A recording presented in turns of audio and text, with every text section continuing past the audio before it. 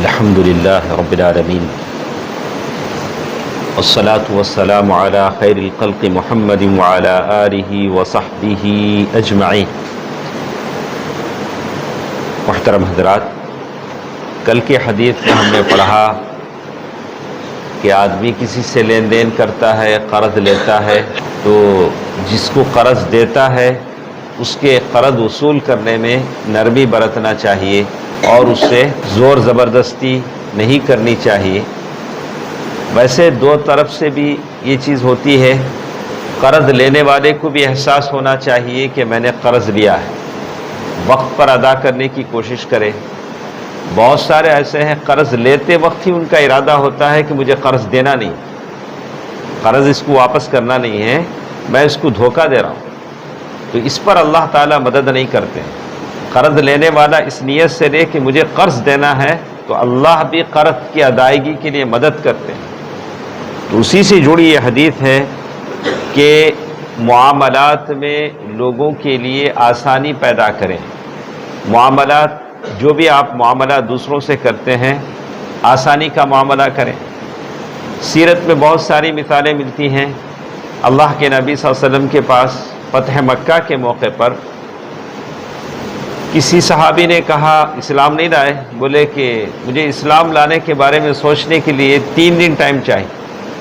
اللہ کے نبی صلی اللہ علیہ وسلم نے کہا کہ 3 دن نہیں، میں 4 دن تمہیں ٹائم دیتا ہوں۔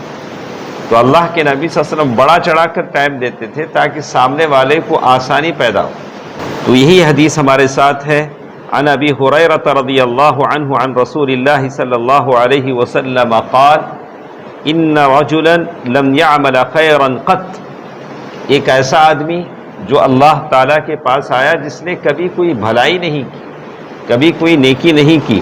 وَكَانَ يُدَايِنُ النَّاسِ، لیکن وہ لوگوں سے قرض کا لین دین کرتا تھا، معاملہ کرتا تھا۔ فَيَقُولُ لِرَسُولِهِ، وہ اپنے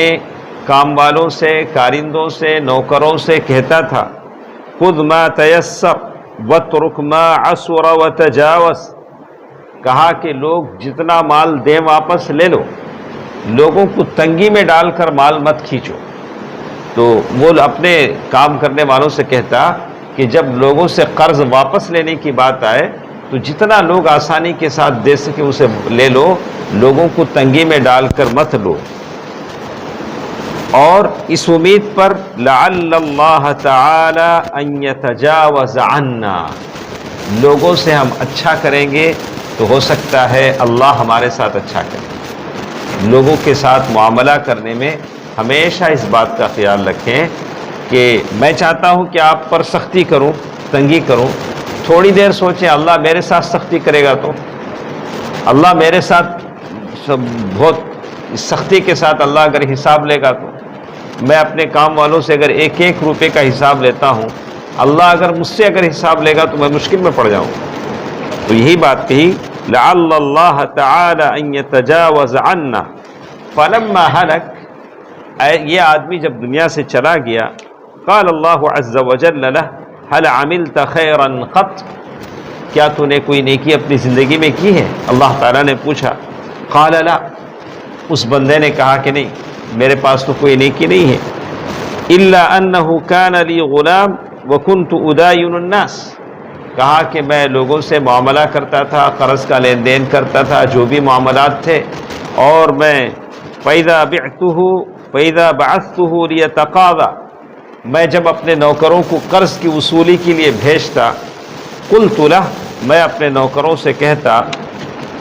خُذْ مَا تَيَسَّرَ وَاتْرُكْ مَا عَسُرَ وَتَجَاوَزْ لَعَلَّ اللَّهَ أَن يَتَجَاوَزَ عَنَّا، تو میں کہتا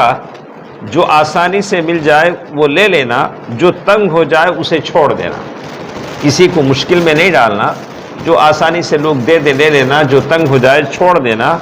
لعل اللہ ان یتجاوز عنا، اس کے بدلے میں ہو سکتا ہے اللہ تعالی ہم سے درگزر کا معاملہ کر دے۔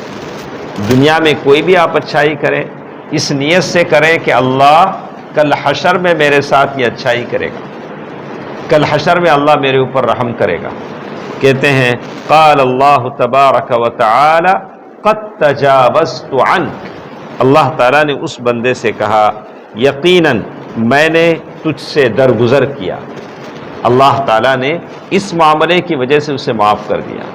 یہ ہماری نمازیں، روزہ، زکوٰۃ، حج، یہ سب اپنی جگہ ہیں، لیکن یہ جو دوسری نیکیاں ہیں، لوگوں کے ساتھ کیسے آپ میل جول کریں گے، بیہیور کریں گے، تعلق بنائیں گے، اللہ اس پر بھی آپ کو مجھے جہنم سے بخش دیتے ہیں، اس کا بھی خیال رکھیں۔ یہ مطلب یہ نہیں کہ ہم عبادتوں میں، نمازوں میں بالکل پرفیکٹ ہیں، لیکن لوگوں کے ساتھ لین دین کرنے میں اگر ہم غلط ہیں تو ہو سکتا ہے اللہ تعالیٰ اس میں اگر اللہ تعالیٰ پکڑ لے۔ اللہ تبارک و تعالیٰ مجھے اور آپ کو ان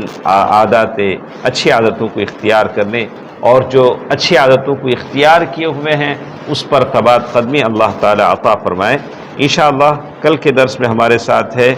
کہ آپس میں ایک دوسرے سے دوستی محبت رکھنے کی کیا فضیلت ہے، انشاءاللہ کل کے درس میں ہم پڑھتے ہیں۔ اللہ تعالیٰ بہتر بات سننے اور عمل کرنے کی توفیق دے، آمین۔ والسلام علیکم ورحمۃ اللہ وبرکاتہ۔